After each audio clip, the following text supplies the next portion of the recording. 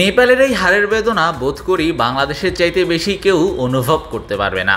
এক রানে হারা কিংবা জেতা ম্যাচ এভাবে ক্লোজ করে তীরে এসে তরি ডুবার ঘটনার সাক্ষী বাংলাদেশ হয়েছে অনেকবার।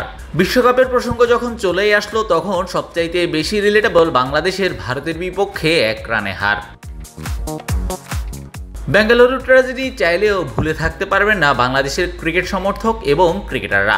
2016-তে মুশফিক মাহমুদুল্লাহদের সহজ ভুলে 3 বলে 2 রানের সহজ সমীকরণ মেলাতে পারেনি বাংলাদেশ। 2024-এ একই অবস্থা নেপালেরও। যখন 2 বলে দরকার 2, তখন কোনো নেপালি ভক্তের বেঙ্গালুরু ট্র্যাজেডির কথা মনে পড়েছিল কিনা সেটা জানা যায়নি। তবে বাংলাদেশের সমীকরণ যখন ছিল 2 বলে 2, বাংলাদেশ সেটা মেলাতে পারেনি, নেপালও না। দুটো ম্যাচই শেষ হয়েছে শেষ বলে রান আউট দিয়ে। ওখানে ধোনি আর এখানে ডিকক। 2 জায়গাতেই 2 উইকেট কিপার রেখেছেন ম্যাচ জয়ে মহা গুরুত্বপূর্ণ অবদান। 2 দলেরই মিস হয়েছে বিশ্বকাপের মূল পর্বে প্রথম জয়ের সুযোগ, যদিও বাংলাদেশ পরে সেই আক্ষেপ মিটিয়েছে 2022-এ এসে।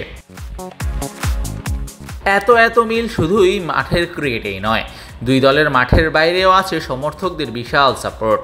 ক্রিকেট ক্রেজি নেশনস হিসাবে 2 দেশেরই ভক্তদের খ্যাতি জগৎ জুড়ে। দিন শেষে বেঙ্গালুরু আর কিংসটাউন যেন একই বিন্দুতেই মিলল, সাথে দিয়ে গেল শত শত আক্ষেপের উপলক্ষ। শাহরিয়ার শাওন, স্পোর্টস বাংলা।